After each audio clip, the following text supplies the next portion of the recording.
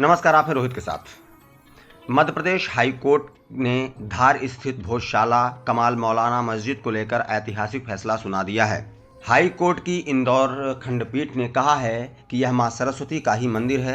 High court ने भोजशाला में नमाज पर रोक लगाने के आदेश भी दे दिए हैं। भोजशाला देश के सबसे चर्चित धार्मिक ऐतिहासिक स्थलों में से एक है। काफ़ी पुराने इस परिसर को हिंदू पक्ष मां सरस्वती का मंदिर और सांस्कृतिक शिक्षा का केंद्र बताता है, जबकि मुस्लिम पक्ष इसे कमाल मौलाना मस्जिद कहता है। इतिहासकारों के अनुसार 11वीं सदी में परमाल वंश के राजा भोज ने धार को अपनी राजधानी बनाया था। उसी दौर में यहाँ एक विशाल संस्कृति विद्यापीठ और मां सरस्वती का मंदिर स्थापित किया गया। इसे बाद में भोजशाला कहा जाने लगा। माना जाता है कि यहाँ विद्वानों को वेद, व्याकरण, दर्शन और संस्कृति की शिक्षा दी जाती थी। कई ऐतिहासिक दस्तावेजों और शिलालेखों में यहाँ देवी सरस्वती की पूजा और संस्कृति अध्ययन का उल्लेख मिलता है।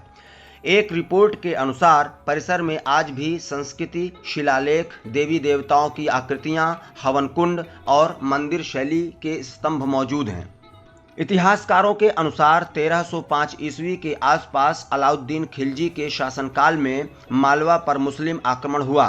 फिर 1540 ईस्वी में महमूद शाह खिलजी द्वितीय ने भोजशाला को मस्जिद में परिवर्तित करने की कोशिश की। मंदिर के कुछ हिस्सों को तोड़कर वहां मस्जिद नुमा ढांचा तैयार किया गया। इसके बाद एक मकबरा बनाया गया। बाद में यह परिसर सूफी संत कमाल मौलाना से जुड़ गया और इसे कमाल मौलाना मस्जिद कहा जाने लगा।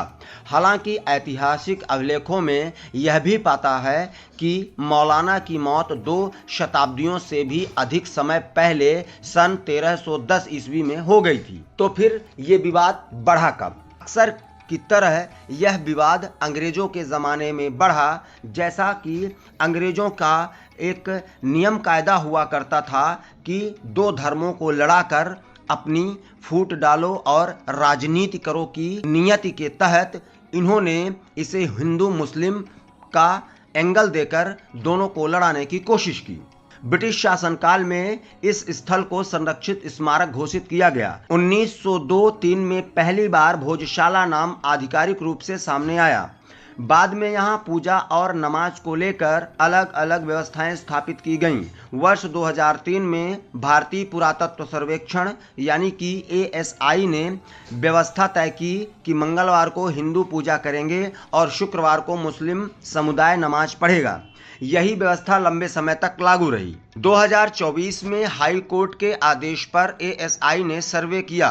ASI ने अपनी रिपोर्ट में परिसर में मंदिर शैली के अवशेष, देवी देवताओं की मूर्तियों के हिस्से, संस्कृत और प्राकृतिक अभिलेख तथा प्राचीन स्थापत्य सामग्री मिलने की बात कही। हिंदू पक्ष ने दावा किया कि यह सर्वे मंदिर होने का प्रमाण देता है, जबकि मुस्लिम पक्ष ने रिपोर्ट पर सवाल उठाया और कहा कि पुराने राजस्व रिकॉर्ड में यह स्थल मस्जिद के रूप में दर्ज है। तो फिर फैसले में हाई कोर्ट ने क्या कहा?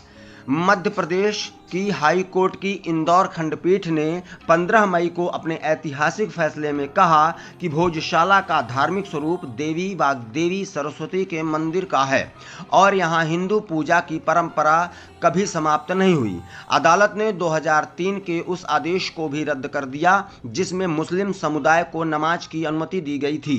कोर्ट ने केंद्र सरकार को लंदन संग्रहालय में रखी मां सरस्वती की उस प्रतिमा को वापस लाने की मांग पर विचार करने की भी अनुमति दे दी है।